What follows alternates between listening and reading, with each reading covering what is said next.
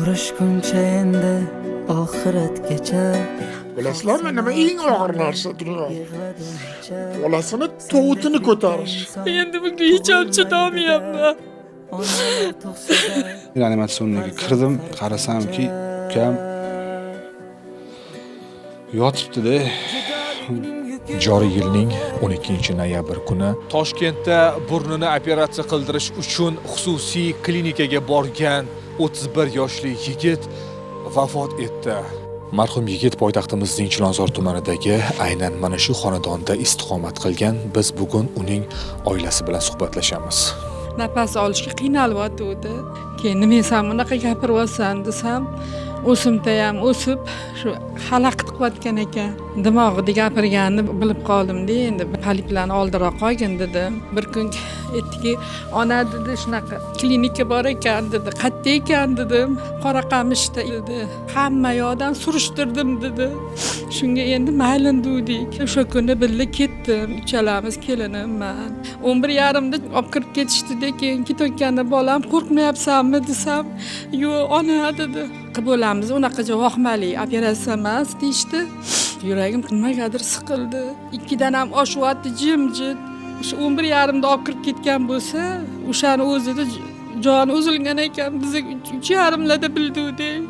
Shumizlab yotganda bilganmiz. 11:21da men bilan gaplashuvdi ukam.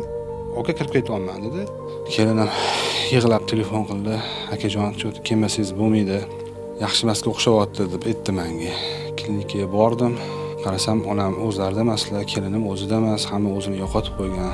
Keyin doktorlarni chaqirdi, nima bo'ldi, nima holat bo'ldi dedim. Olib qolish uchun nima harakat qildilaring dedim. Ozgina vaqtdan keyin reanimatsionga kirdim, qarasamki, ukam yotibdi-da. Ko'rishguncha endi oxiratgacha, xalq seni ortingdan yig'ladancha, sendek bitta inson tug'ilmaydi-da, onalar tug'sa-da farzand har qancha.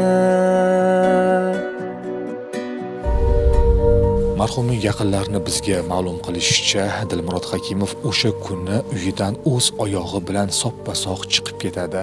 Men ahamiyat berganimda operatsionni kiyim umuman yo'q. Qora futbolka, eski shalvarida yotibdi. Yordamchi apparatini men ko'rmadim. Yuzlari qonlari artilmagan. Bir oilani boshlig'i ketdi. Ikkita norasida go'dak qoldi. Bilasizlarmi nima eng og'ir narsa dunyoda? Bolasini tovutini ko'tarish. Demak, operatsiyadan oldin bir qator tekshiruvlardan o'tganlar o'g'lingiz. Analiz topshirdi. Hammasi yaxshi chiqdi dedi. Yuragi ham ikkiga qildirdi. U ham yaxshi chiqqan, eho qildirdi. O'zi baquvvat sog'lom bola edi.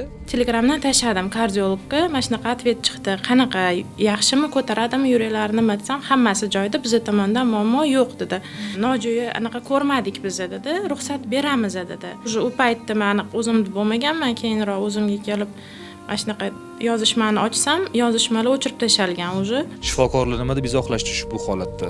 Hali boshlamadik deyishdi menga. Birdan yuraklari to'xtab qoldi dedi. Meni fikrimcha shu narkozni ko'p bevorishgan. Hech kimga ravo ko'rmayman. Boshqalar ham bizga o'xshab meni qiynalmasin. O'z oyog'i bilan bordi, o'z oyog'i bilan borib shu ahvolga tushib o'tiribdi bola. Hammasi javob bersin qonun oldida. U klinikada odam o'ldi-ku. Ne ko'z bilan ko'rayki, klinika ishlayapti-da. Ish faoliyatini davom ettiryapti. Men lekin bu narsani olib chiqmoqchi emas edim. Shu paytgacha klinika tarafdan kelib, misol uchun ota-onamga, shu kelinimga, bolalariga qanaqadir ta'ziya bildirib, ularning yuragiga taskin bo'lish uchun bir hamdardlik bildirib ketganini ham maylidir dedim. Men buni dushmanimga ham ravo ko'rmayman. Eng ikkinchi azobi navara adam qoni degani. Gulga tashlab ketdim deb, kulga tashlab ketdimmi?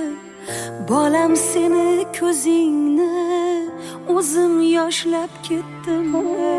Biz marhumning oilasini eshitdik. Ana endi ikkinchi tomon, ya'ni yigit operatsiya qilingan klinika xodimlari hamda shifokorlar bilan telefon orqali suhbatlashdik. Ularni bizga aytishicha, bugun klinikada dam olish kuni ekan. Mazkur vaziyat bo'yicha klinika izoh berishni istasa, Millar dasturi ularni eshitishga hamisha tayyor. Morgga jo'natganda javobida anafilaktik shok noma'lum sababga ko'ra yurak to'xtab qolgan.